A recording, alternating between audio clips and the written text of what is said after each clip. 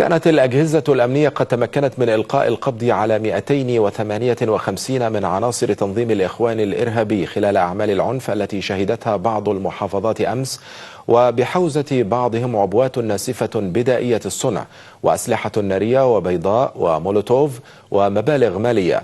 وأشار بيان الداخلية إلى إصابة 17 من رجال الشرطة خلال تلك المواجهات، إضافة إلى إحراق سيارة نائب مأمور العمرانية وسيارتين ببني سويف، فضلا عن إحراق مكتب مرور المنظرة بمحافظة الإسكندرية.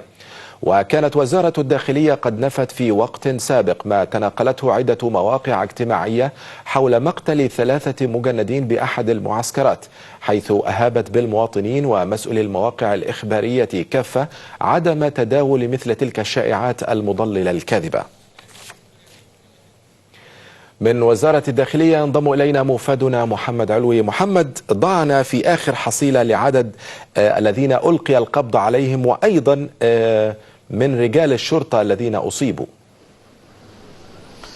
عبد الله يسري، تحياتي إليك وللمشاهد الكريم. في هذه النشرة ننفرد بالكثير من الأرقام والكثير من الوقائع يعني التي ستؤكد على هذه الجماعة الإرهابية وتؤكد على توزيع المبالغ المالية وتؤكد أيضا على خسة وندالة هذه الجماعة. الحقيقة في البداية بنؤكد على أنه عدد الذي تم إلقاء القبض عليهم خلال المسيرات بالأمس هم 313 فقط. في القاهرة تم إلقاء القبض على 130، من بينهم 48 من عناصر الإخوان كانوا قادمين من المحافظات.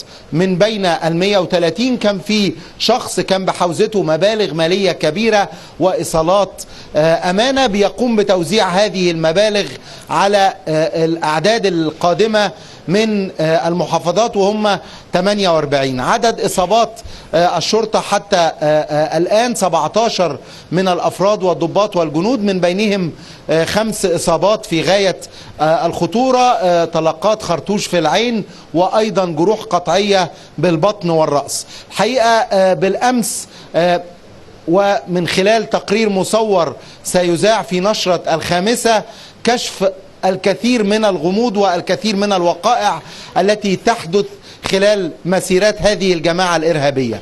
في البداية اعترافات للمتهم ربيع عروسة، وهو أحد المتهمين الذي تم إلقاء القبض عليهم بالأمس، سيؤكد من خلال الصوت والصورة من يقوم بدفع المبالغ المالية، من يقوم أيضا بإطلاق الأعيرة النارية والخرطوش داخل هذه المسيرات. أيضا مواطن يدعى عبد الرحمن أحمد عبد الجليل، مواطن كان في اتجاهه من منشأة ناصر منزله إلى الحي العاشر.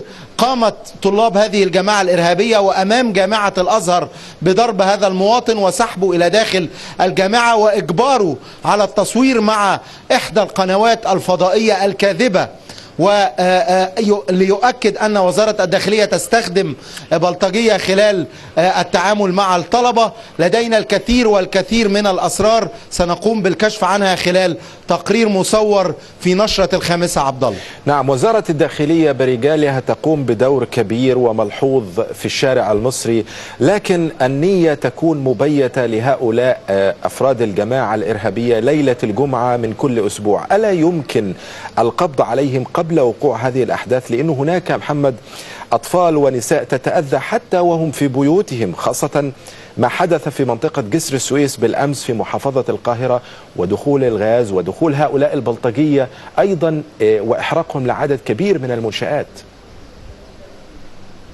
عبد الله، هذا هو الرمق الأخير لهذه الجماعة الإرهابية.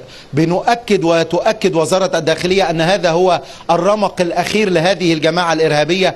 بالتأكيد رجال البحث الجنائي وأبطالنا سواء من البحث الجنائي في القاهرة أو في باقي المحافظات، وأبطالنا من قطاع الأمن الوطني اللي الحقيقة أكدوا في الأول من الأمس ومن خلال المؤتمر الصحفي الخاص بالسيد محمد إبراهيم وزير الداخلية والقبض على أخطر خلية إرهابية. الجميع عبد الله وجميع قطاعات وزارة الداخلية تقوم بدورها على أكمل وجه. بأكد لك أنه بمشيئة الله يعني هذا هو الرمق الأخير لهذه الجماعة الإرهابية، وأن الأجهزة الأمنية تقوم وستقوم بدور أكثر من رائع. اليوم السيد اللواء محمد إبراهيم وزير الداخلية بيقوم في زيارة في غاية الأهمية لقوات الأمن لعملية تأمين الاستفتاء على الدستور. الجميع يقوم بدوره داخل قطاعات وزارة الداخلية المختلفة. عبد الله، شكرا للزميل محمد علوي موفدنا إلى وزارة الداخلية، شكرا جزيلا لك على هذه القراءة الكافية.